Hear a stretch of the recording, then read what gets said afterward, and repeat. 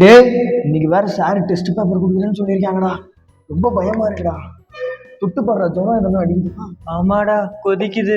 நானும் டெஸ்ட் ஒழுங்காவே எழுதல. கண்டிப்பா நான் ஃபெயிலு.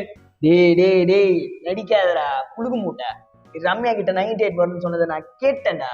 நிவின் வாப்பா. வெரி குட், 98 எடுத்திருக்க. அது டைம் சண்டை எடுக்கணும், சரியா? Thank you sir. அவன் கூட மட்டும் உட்காராதப்பா, அவன் உனக்கு எடுத்துருவான். ஓகேவா? வேற எங்கேயாவது உட்காரு. சரிங்க சார். இன்னும் சமந்தா பாப்பா வந்துக்கிறியா? டேய் எரும மாடு, வா. என்ன திரும்பி திரும்பி பாக்குற? உன்னதான் எரும மாடு, வா. என்னடா இது? Test paper sir. அது தெரியுது நாயே, ஆன்சர் எங்க? நீங்க தானே சார் தெரிஞ்சது மட்டும் எழுத சொன்னீங்க.